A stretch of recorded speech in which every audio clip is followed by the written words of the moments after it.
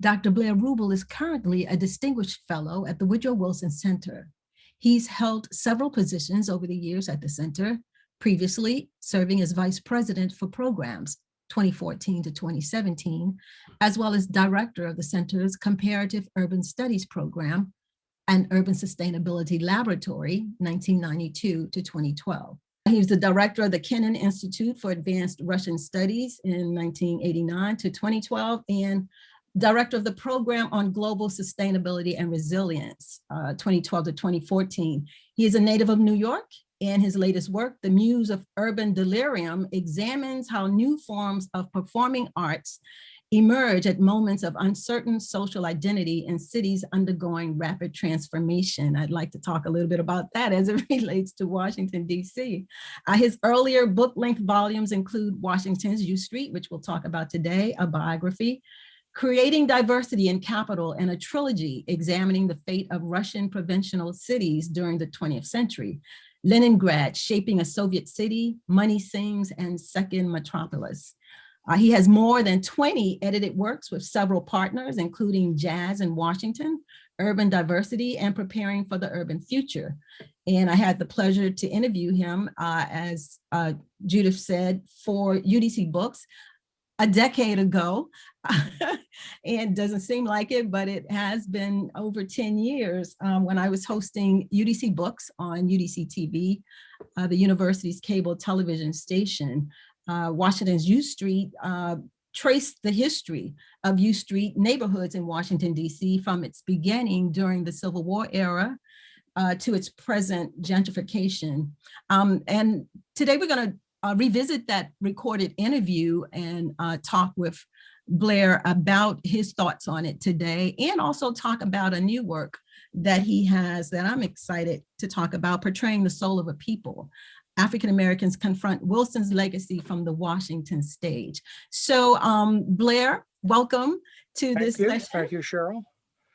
Thank you, Professor Corey, for putting this together, and thank you, Cheryl. You know, it's I remember the interview 10 years ago very well. It was a really fun interview, and it was we covered a lot of territory, a lot of important territory, and yet the world of U Street and Washington and the world in general has really changed quite a bit. So there are lots of questions that we couldn't answer then. We have some answers now, but maybe not all of them. So I'm looking forward to revisiting. Great, me too. So Judith, if you're ready, then we can revisit that recorded interview.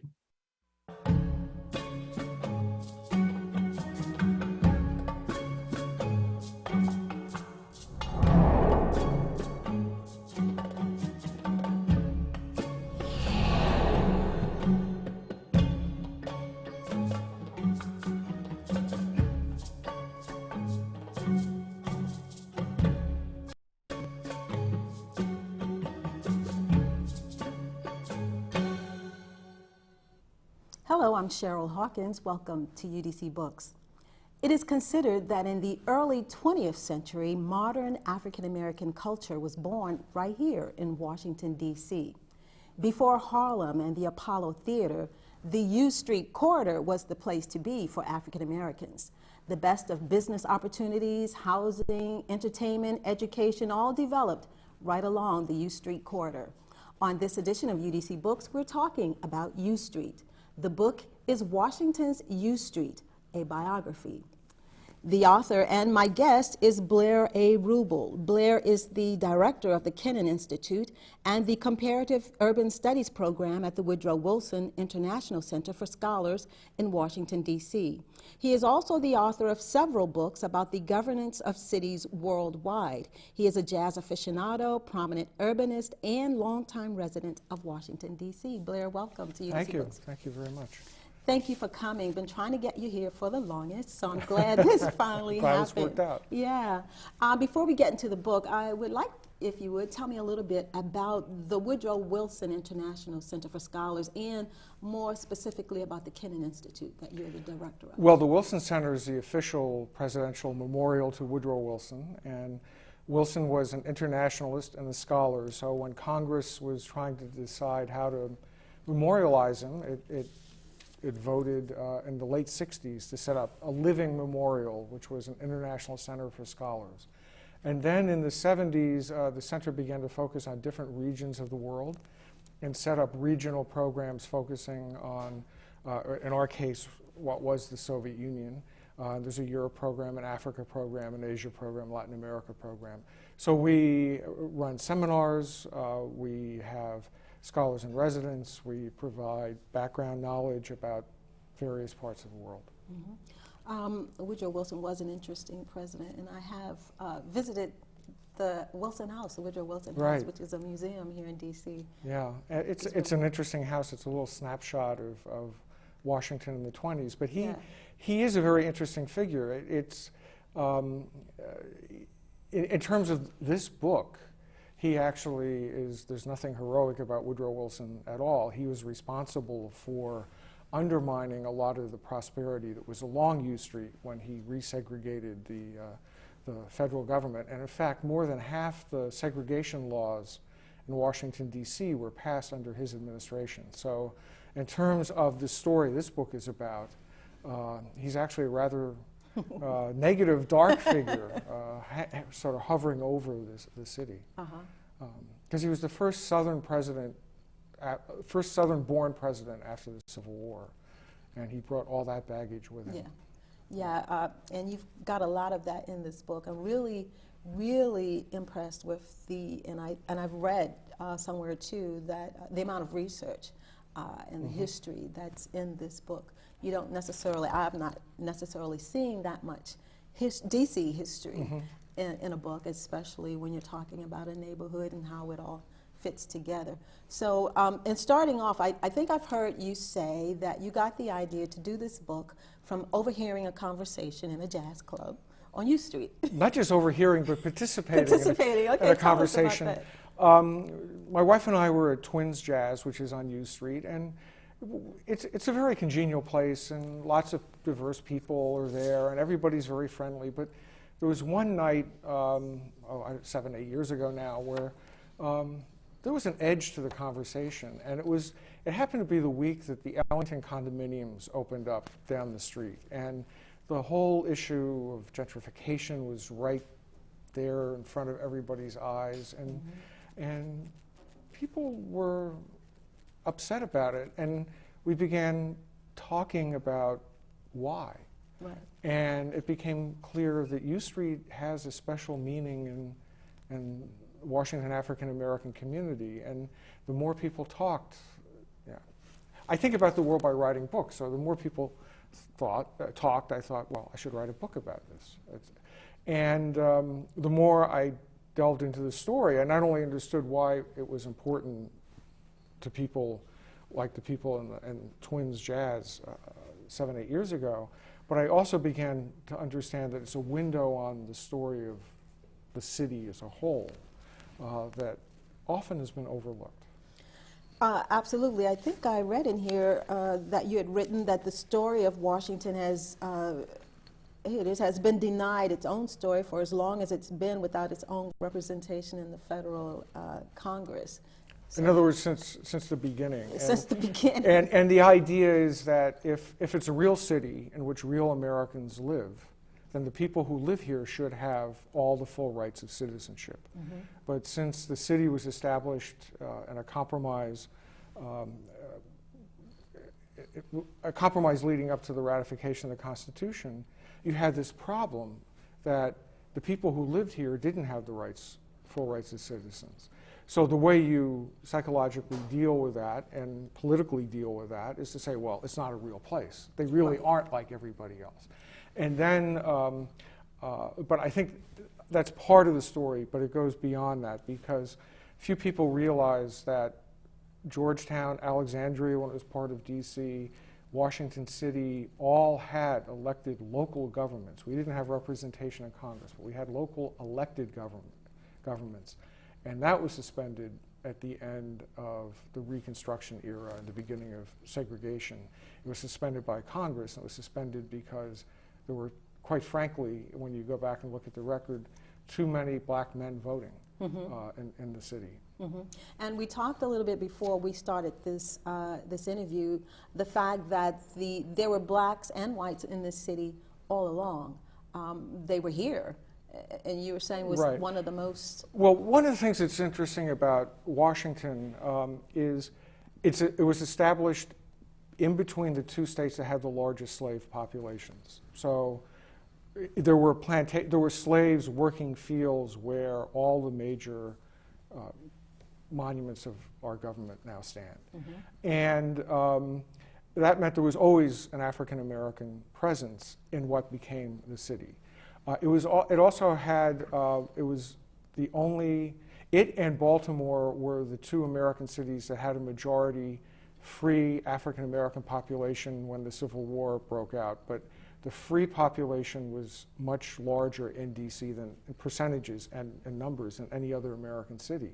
So it always had, African American culture and society have been part of the city from the very beginning. Right. And that's important for the story. But you mentioned that it was a much more integrated city. The U Street neighborhood, when it first grew up after the Civil War, in fact was economically and racially integrated.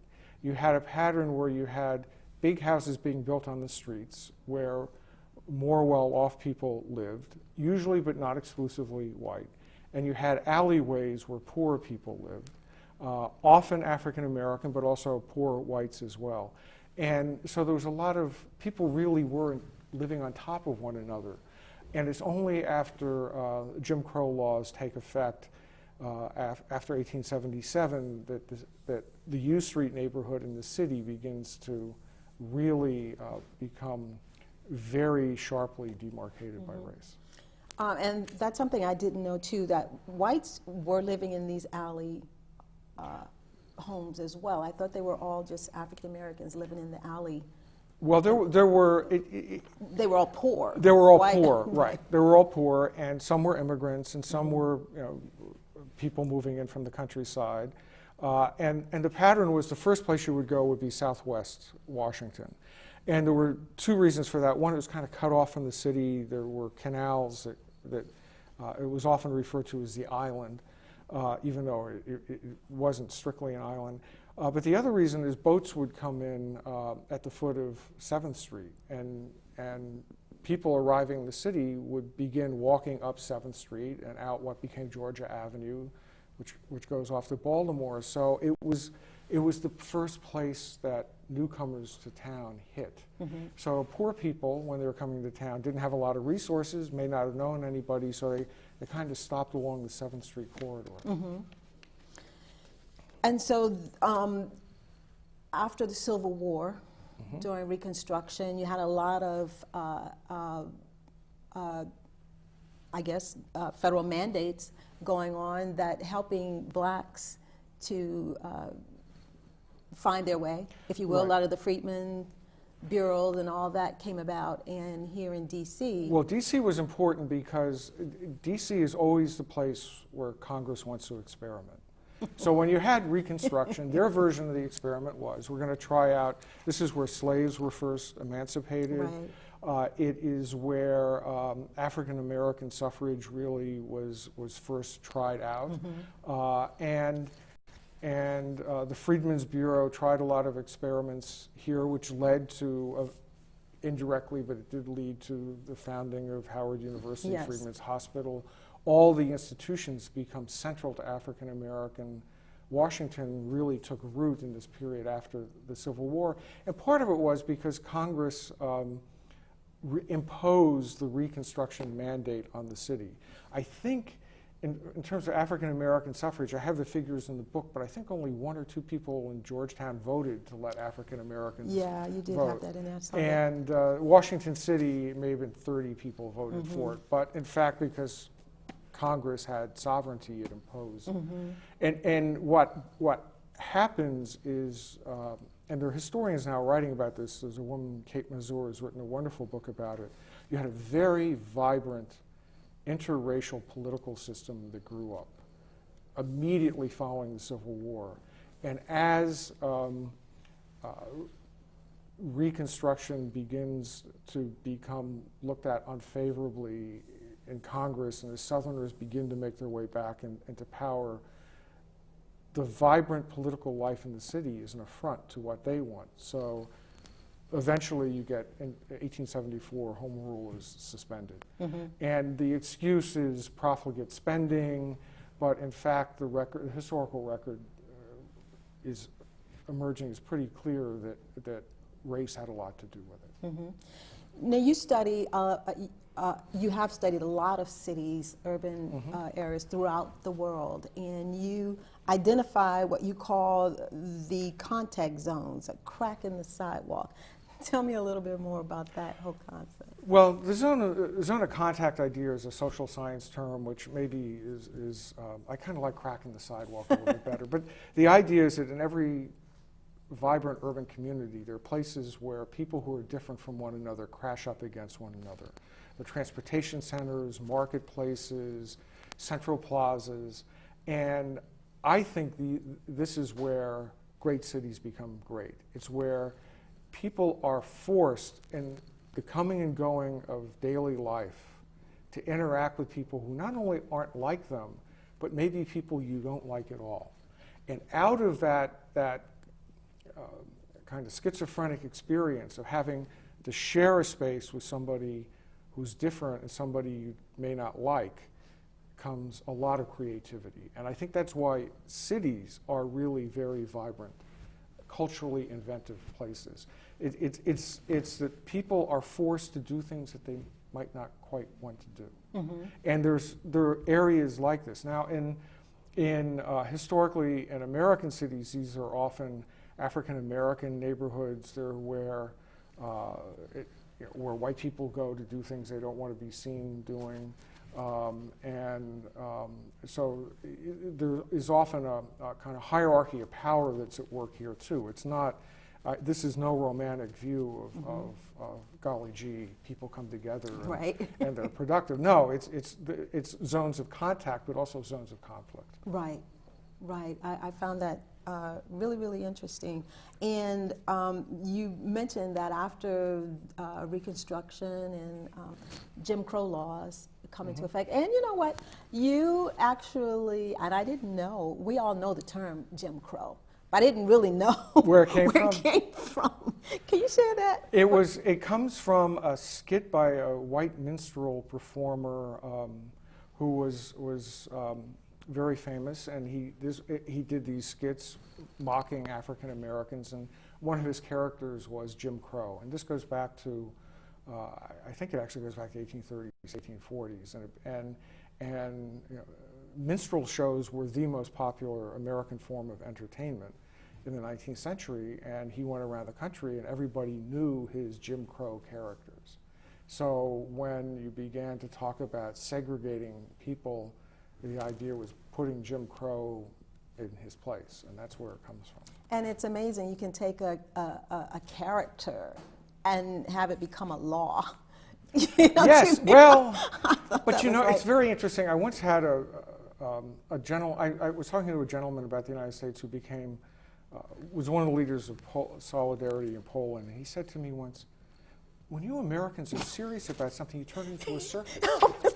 And the more circus-like something is, the more serious you are about it. And this actually fits that model.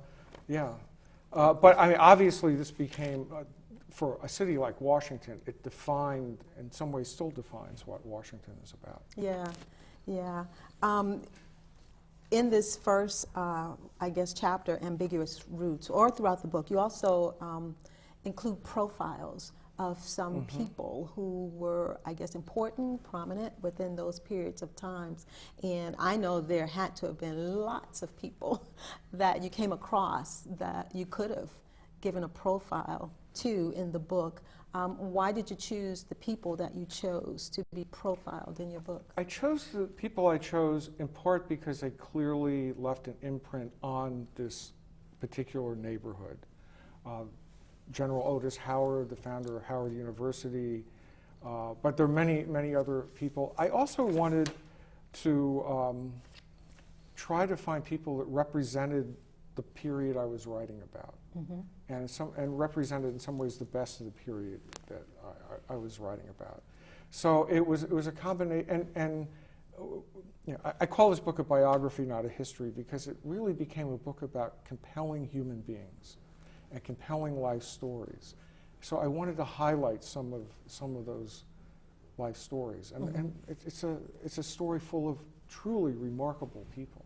It really is. And I'd like to talk about Alexander Roby, Boss Shepherd, that I read. Shepherd Park, a neighborhood up near me where I live, is named after. Tell us a little bit about him. I found him to be a very interesting person. He grew up before the Civil War in Southwest Washington, and he was a plumber, and he was a businessman, and I think he began to first make money by supplying the Union Army during the Civil War. And at some point, he became connected with General Grant, who becomes President Grant. And he basically reconstitutes the city government as chairman of the Sanitation and Construction Public Works Committee. But it's the most powerful position because it controls money. And he rebuilt the city after the Civil War. He paved the streets, he put in the water system. So a lot of the kind of cityscape we think of as traditional Washington, these red brick post-Civil War homes, all are because of what he was doing. And the official kind of story on Shepherd is that this all costs a lot of money, and he spent money the city didn't have, and the city was going to be in debt forever, and he was profligate and wasteful and maybe corrupt, although Congress never actually could find any corrupt practices on his part. But it turns out the story is more complicated than that, because part of his electoral base were these African American voters we were talking about, who benefited from getting the jobs he was creating. And there's now it's not the only reason why home rule was undone, but his relationship with African Americans is part of the reason why Congress took away home rule for a century, 99 years. Wow. And we're still fighting. We're still dealing with it, Yeah. Now, the streetcars come in, the neighborhood is changing, people can move away from this zone, if you will, if they choose to, and people were moving away. What did U Street become as people started to move out? The whites, I guess, started to move away. Well, by the time you get to when Duke Ellington was born, he grew up in the neighborhood, it was already 85% African American. What's happening is as segregation comes in, it's interesting that U Street is part of the original L'Enfant plan, so there weren't restrictive covenants on deeds as you get further out, like in Shepherd Park. So legally, it could be a mixed neighborhood, but in reality, it becomes an African American neighborhood, and it becomes easier for whites to commute longer distances. It becomes easier for African American professionals to move around the city too, because you have streetcars. So you have the city slowly expanding. And then, of course, the next big revolution comes more or less after World War II with widespread automobile ownership. And you write that a lot of black businesses sprung up really out of necessity. Right. Part of the story, there's a clear evolution in the African American community along U Street that I think is an important story. And you have professionals who maybe were more class conscious than they were race conscious. And because of segregation, they're forced to create their own businesses, to create their own social clubs, support their own churches, create their own institutions. And then in the beginning of the 20th century, there's a very interesting generation that's born more or less around 1900. And again, Duke Ellington is part of it, but not just Duke Ellington, a number of remarkable people who already began to react against segregation. And some of them go off and get PhDs, and some of them go off and get law degrees. And after World War I, they become the focus of what becomes the civil rights movement. And it's that generation that is born in a community that had educational opportunities, that had professional opportunities for people. So after they go off and get their degrees, they come back. A community of great pride. One of the themes that runs through the story is how proud people are of the neighborhood. Going back to where I started, and you had me start in Twins Jazz on U Street, it's neighborhood pride. Yeah. And it's a really big, important part of the story. And that's the generation. Paul Dunbar writes about how they were different. And it's a really important group of people.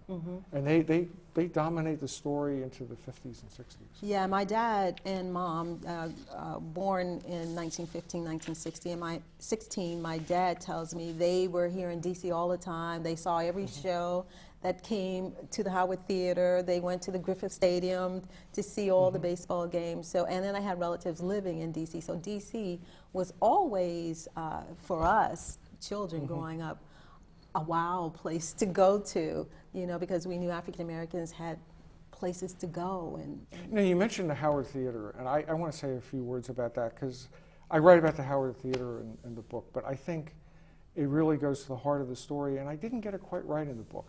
Going around talking about the book, I realized there's a much bigger story there.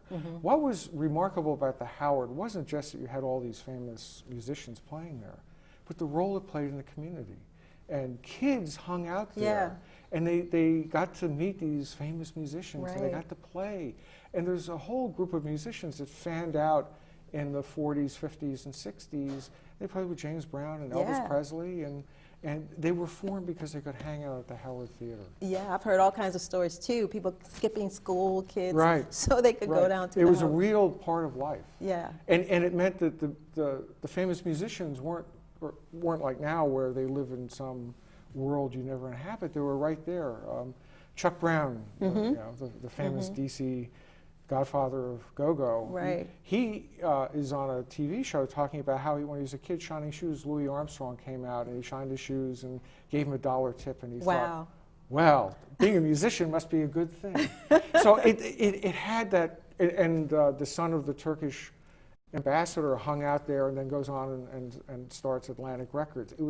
It was exactly that zone of contact. It was where people came together and were transformed by what was going on. And we don't have time to go in through all of it, but not only on the entertainment side, I found it interesting that you talked about that in the white communities, they created citizens associations, and then the blacks created civic associations, but these associations were, I guess, created to help community. Right. And it was a kind of code word in the intricate dance of racial They weren't really segregation. citizens. Right, and they weren't the same, you know. Right.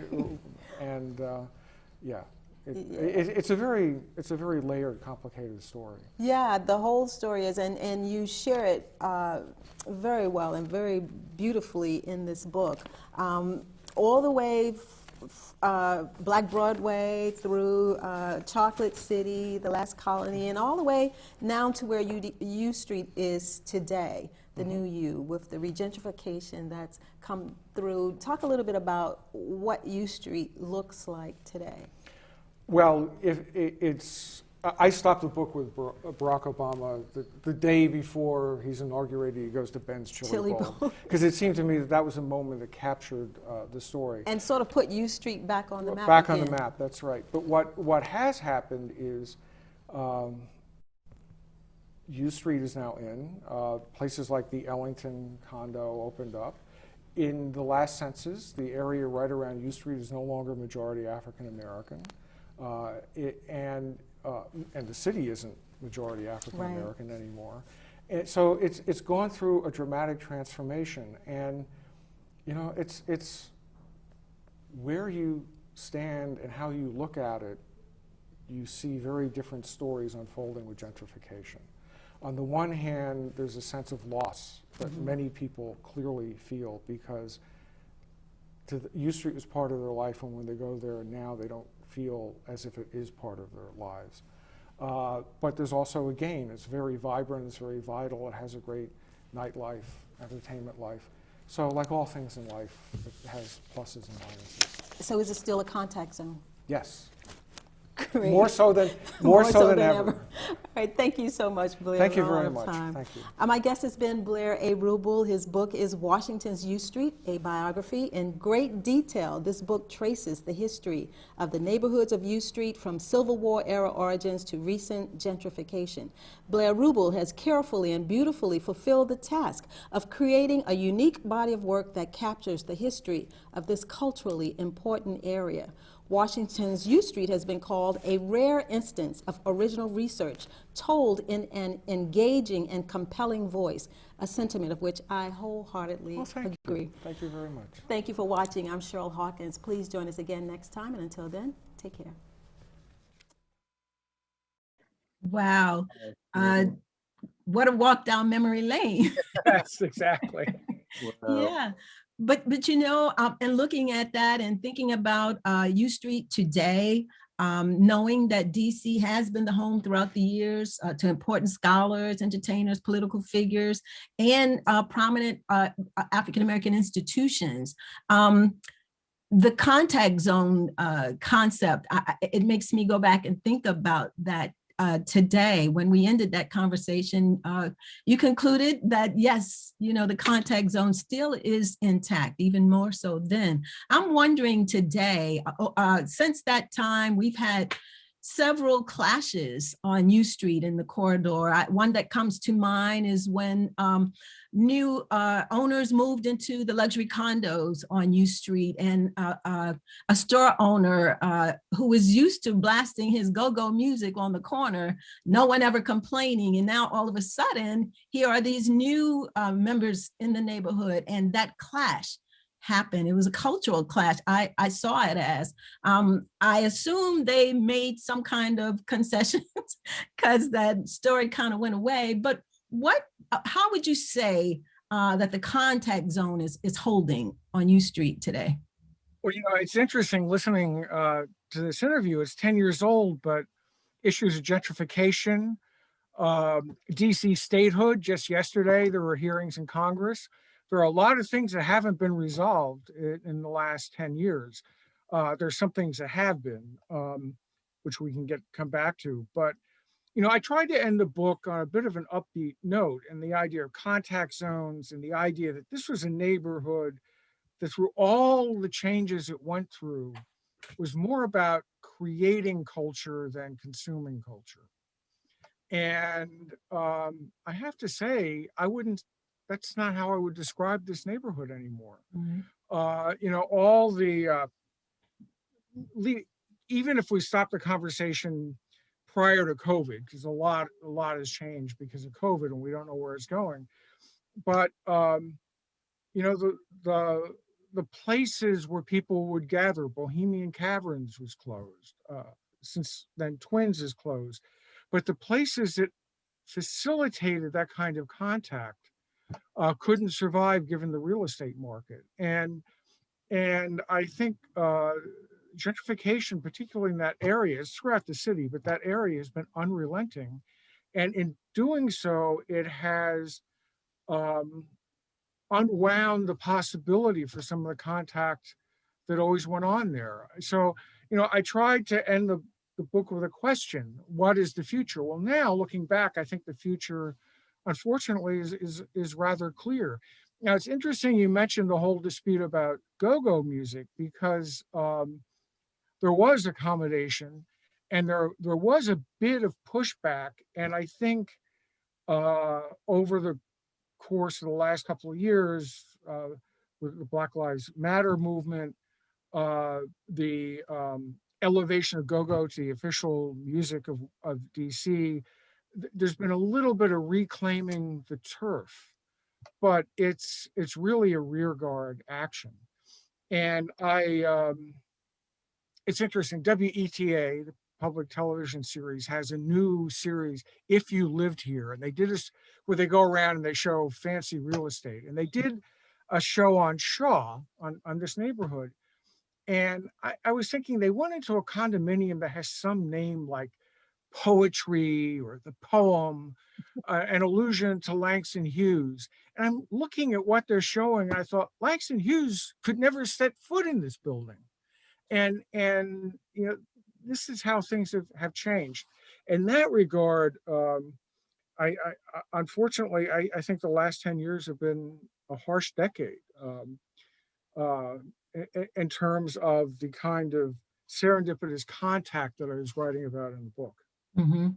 You mentioned in this interview that art in the community had the strength, I think, to help shape and form that community.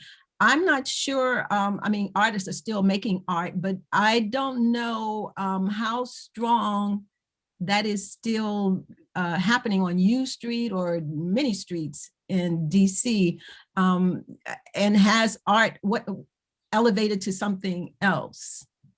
It's interesting. I happened by chance to be working with a group of people who are going to put on an exhibition at the Martin Luther King Library this summer on the history of street art in Washington from the late 1980s until the present. And street art is more ubiquitous now in Washington than it's ever been. But it can be very powerful, but it's also a little bit domesticated because a lot of the murals that are being done are being commissioned by developers or by the city government.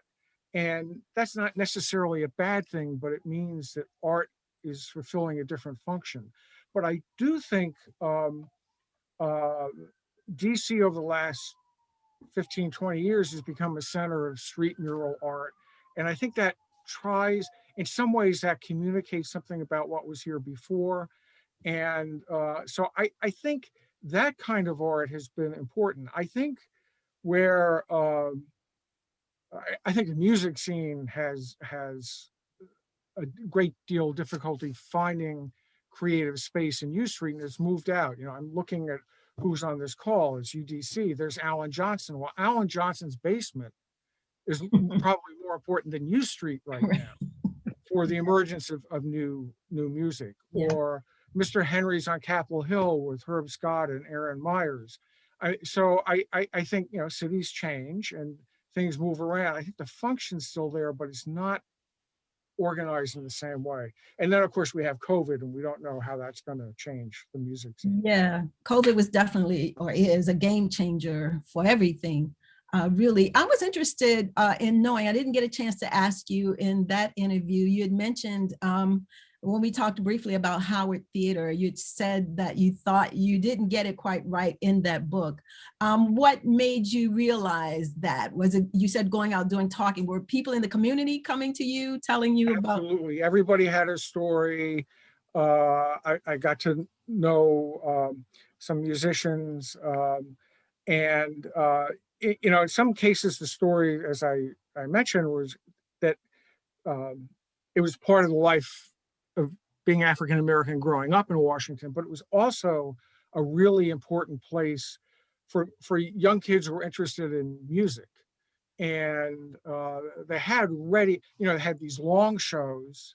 You'd pay for one show and you could be there all day, so you could hear the music, right? And you hang out at the stage door, you would meet people.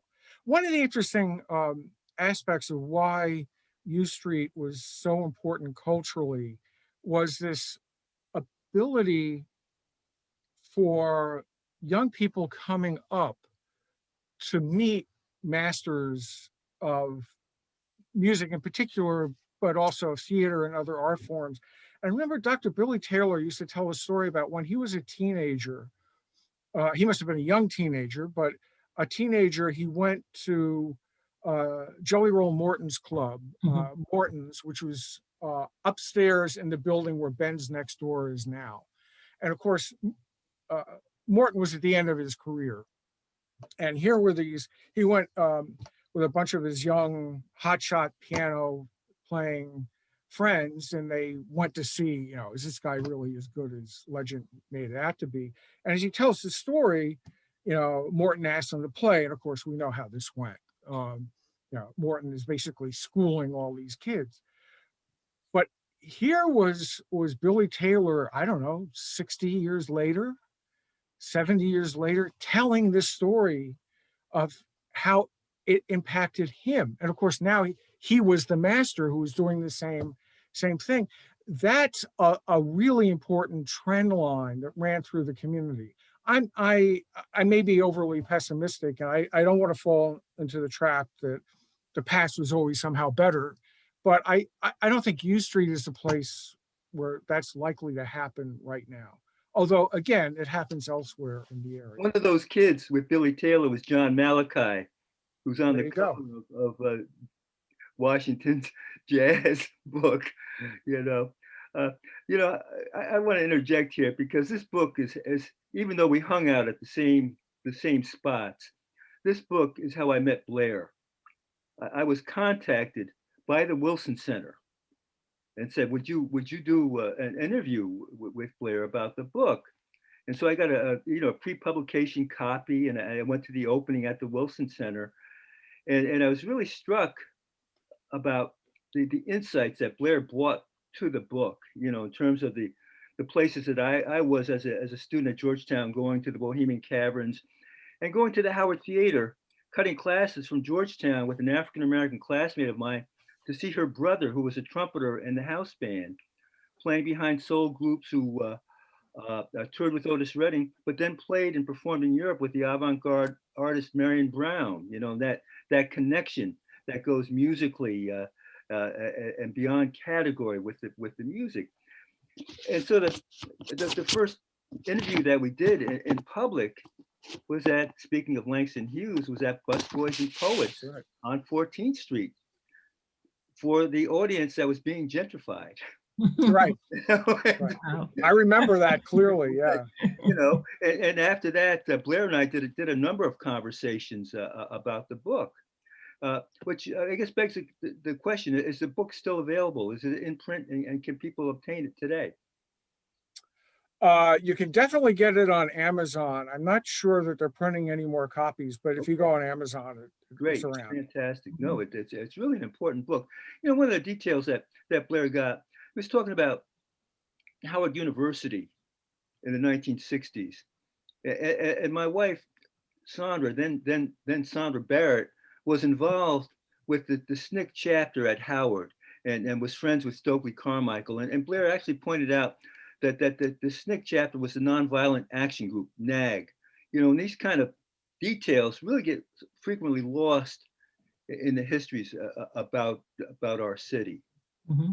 And speaking of that, listening to you, how important, Blair, is memory in preserving history? I know scholars and researchers look for the facts and for the printed work, but memory, as Rusty is sharing, it plays a real important part in preserving that history. Can you talk a little bit about that importance of memory?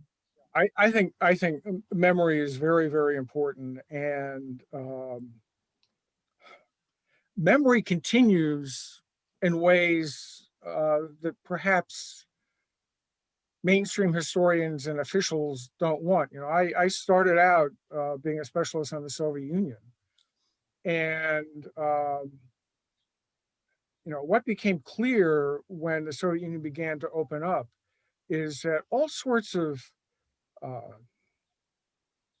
quite tragic and nasty history that you couldn't find in official historiography continued in families, passed down from generation to generation. And that became the narrative that motivated a lot of people to go out on the streets and help bring down the collapse of the Soviet Union. And I think memory, we're talking here today, Cheryl, and you were talking about your parents going to Howard Theater. Yeah. That's really important for how this city is going to remember itself moving forward, because this is a history which it can be lost. Yeah. And the way it's going to be remembered is through people passing down stories and remembering. And Rusty Hassan here talking about going to Bohemian Caverns on such and such a night. It is very, very powerful. And it also creates, like that night at Twins, it leads to places that on the surface, sort of well-placed people don't want you to go. Mm. So I think memory is very vitally important. And it has to be protected and preserved. And that's why oral history projects are important, and what you're doing is important, and so on and so forth. And books like what you've written on U Street are so very, very important. You mentioned that there are some things that have been resolved on U Street. Talk about what those are. Well, this isn't precisely on U Street, but if you remember, I mentioned that I heard this story and I couldn't find a book on it, so I ended up writing it. Well, now there's a whole vibrant literature on DC. I mean, just a month ago, Brianna Thompson has published this new book on Brianna Thomas, Black Broadway in Washington, D.C. It's a really exciting new book. And, this takes this story, and, different people bring different things to telling stories, different aspects and characters. It's a great new book. And there's a whole literature that's grown up. Derek Hyra wrote a book, Race, Class, and Politics in the Cappuccino City, all about gentrification of this area. And you have Chris Ash's and Derek Musgrove's Chocolate City that came out. So, I may not have written the book if I asked those questions today, because there's this growing DC urban history literature that's out there. And that's one of the really positive developments. The history is not being forgotten. I also think, those go-go demonstrations were important, because it was the community standing up saying, you may be pushing this out, but we're not leaving here without trying to be sure you remember us. Right. That wasn't necessarily happening 10, 15 years ago. So I think there are lots of, it's always a complicated story.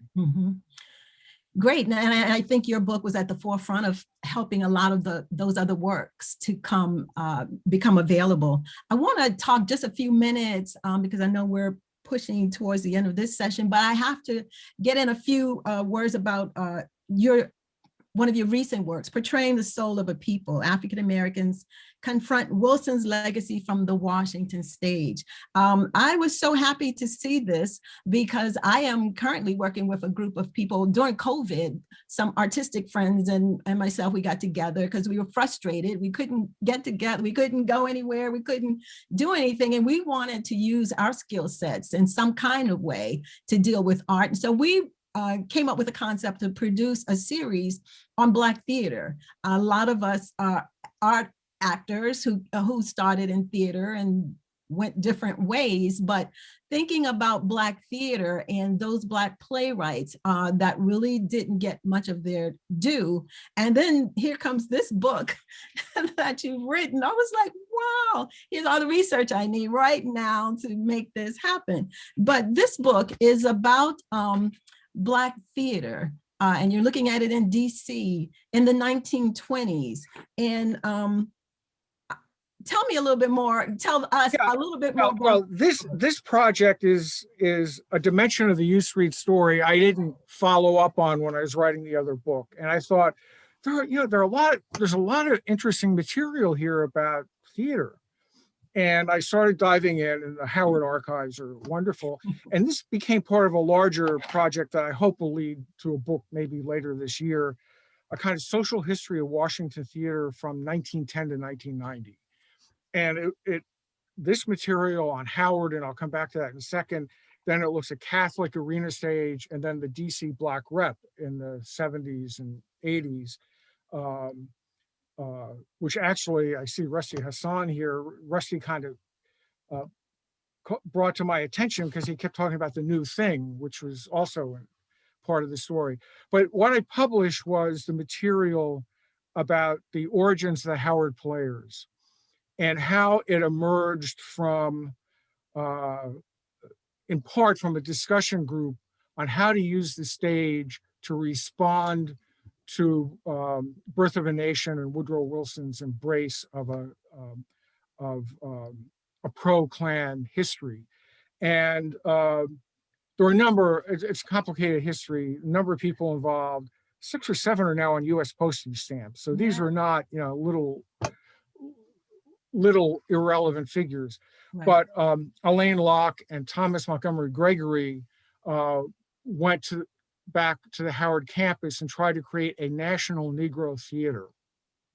And they mobilized a number of really important people behind the effort. Eugene O'Neill among them, for example. And they really started, they were trying to make the argument that there needed to be a theater by Blacks, about Blacks, for Blacks, and that commercial theater couldn't do that. So we're going to build that kind of theater on a university campus, which should allow more degrees of freedom. Well, part of what happens is they both ended up getting fired from Howard a few years later. So, and indeed, it's the commercial theaters in New York that create the kind of theater in the end that they're interested in. But there was just a lot of tension and a lot of really creative work that came out of this effort. And the phrase portraying the soul of a people comes from Willis Richardson, who was not part of the Howard crowd. He worked at the Bureau of Engraving and Printing, but he was the first African-American playwright to have a play produced on Broadway. And he really was an advocate for having an African-American theater that spoke to African-Americans, regardless of what anybody else thought, and really portrayed African-American life. And of course, these divisions about what Black theater is about have echo effects up until today. But a lot of these debates actually happened in and around the Howard campus, around U Street. It's really a very powerful story. So I went back and dove back into the archives to pick up this thread that I had left dangling when I did the earlier book. Well, I'm glad you did, because at this period of time, these playwrights, they saw theater, dramatic theater, as a tool that could get the country to really see who Black people were. There were the minstrel shows, or quote unquote coon shows, that were happening, but these intellectual people thought that theater, dramatic theater, could be a way to bear the soul of Black people. So much so that I learned from your book that the DC chapter of the NAACP developed a drama committee headed up by Edward Christopher Williams, who was the first African-American librarian in the country, who actually ended up at Howard University, heading up the Moreland Spingarn Library. But the fact that the NAACP would develop a drama committee, I thought was very interesting. And what was it that they wanted that drama committee to do? Well, they wanted to produce, they divided up part, basically, they produced a number of anti-lynching plays. And the idea was that the stage could be, now remember, there were no real movies, and live theater played a different place in society, but they tried to use the stage. Angelina Grimke's play Rachel was the first of many anti-lynching plays to show the negative impact of lynchings on African-American families. And then the other part, which morphed into the Howard Players, wanted to show everyday African-American life as portrayed on the stage, as a way of maybe allowing whites to see it. And also as a way of reconfirming for African-Americans that their way of life had value. And so these two strains came together in this NAACP committee, and it was, it's an important formative moment. And as I said, a lot of the people involved in that committee and in the founding of the Howard Players went on and had very illustrious careers. Yeah. Anna Julia Cooper was on it. I mean, it's just, these are people who shaped African-American intellectual life in the second quarter, mid-century of the 20th century. Mhm. And you highlight a lot of the players, Elaine Locke, W.B. Du Bois, Thomas Montgomery Gregory, William Cook. I was so thrilled to learn of all of this history in this small little book, but I was like, it's a lot packed in this book. So Well, hopefully you'll like the bigger book when it comes out. I can't wait to see the bigger book. Knowing you is going to be great. So in wrapping this up, I was wondering, first, did you have any thoughts of the U Street book on any updates, or when you talked about the other books that have come out because of, but any other thoughts about U Street? Well, I mean, I have lots of thoughts about U Street. I don't think I'll go back as such and write about U Street, in part because there's a lot of other people who are. But yeah, picking up stories like what we were just talking about in theater, picking up different pieces of it and running with it. I'm still doing that. I think, and I'm not alone in this. I think that there's actually DC has a vibrant cultural scene that hasn't gotten its due, and that there are lots of stories to talk about. And we can talk about, we can talk about contemporary music, we can talk about theater, whatever. But there writers, there's a great city for writing. So I think I'll probably spend the rest of my career looking at DC through that lens. That's what I hope, but not specifically going back to U Street, because I mean, after Derek Hyra's take on gentrification and Brianna Thomas's new book, there's not a lot of room left for me to Right. make my way back in. I'm sure you'll pioneer your way to some new aspect. And one last thing I wanted to ask you, as a scholar, you studied political science, but you found your way into community, cultural histories. What was your journey in shaping who you would become as a scholar? Because I see you as a historian, but well, most people think I'm a historian. The journey was through the Soviet Union. Mm-hmm. And trying to be a political scientist, studying Soviet politics. Political science wasn't as helpful as it might have been. And the deeper and deeper I got into studying the Soviet Union, the more I realized that the real story was to be told in trying to talk to people and trying to engage with community and engage with the arts. I had a very good friend in Moscow, a Spanish journalist who was there for 40 years.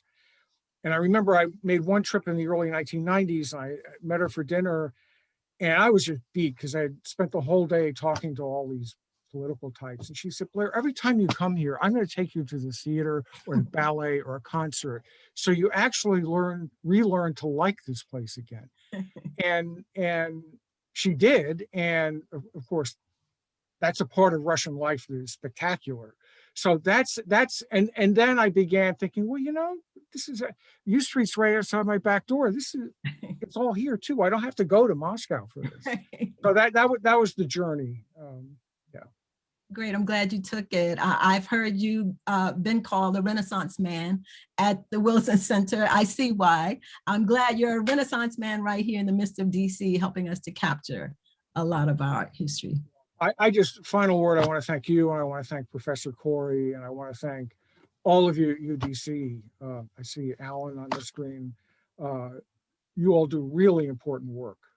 And I know you don't always get the recognition or the funding that you deserve, but I just want to thank you all for doing what you're doing.